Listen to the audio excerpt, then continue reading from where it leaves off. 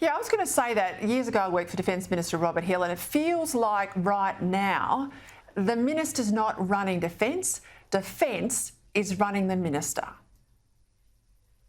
Yes, and this idea that the disposal strategy, I heard Pat Conroy saying, I'd need to take you through the timeline. In September, we decided on a disposal strategy for the helicopters, and the Ukrainians only asked them for us in December.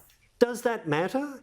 If we've still got the helicopters and we haven't yet buried them, why don't we stick them on a ship and give them to the Ukrainians? The Ukrainians deal with all kinds of technology. They're flying very unsafe old Soviet helicopters now. These would be a real advantage to the Ukrainians in their war. And I might add, they're having a fair crack at it against the Russians. Everyone had written them off.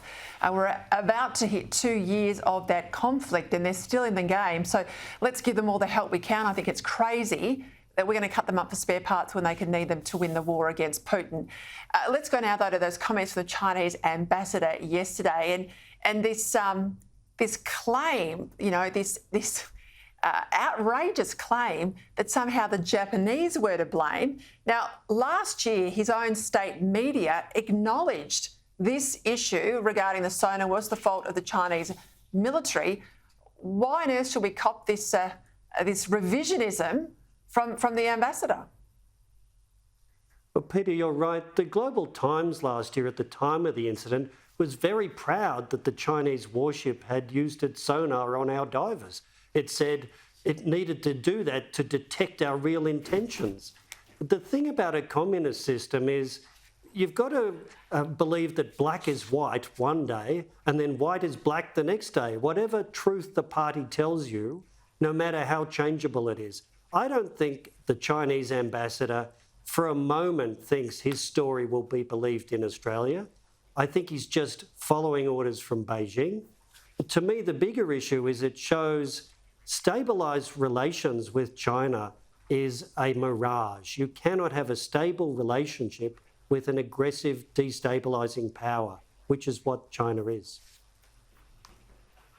Yeah, and I wonder how much we've been bought off by going to Beijing and looking like we've capitulated to all the Chinese asks, like, you know, don't complain about the Darwin port, which Labor before the election said we'll stop that deal. That's been whitewashed, and many other things. Before we go, I want to get your take on this aid funding we've just given to Palestine, and it's over $40 million now. Penny Wong's come out today and warned the Palestinian Authority, you know, you've got to spend it on healthcare and education. Don't let it end up in the hands of the terrorists. Now, they've got the money. We've committed the funding. How on earth are we going to make sure this doesn't happen? Well, Penny Wong knows we can't make sure the Palestinian Authority doesn't hand some of it over to Hamas.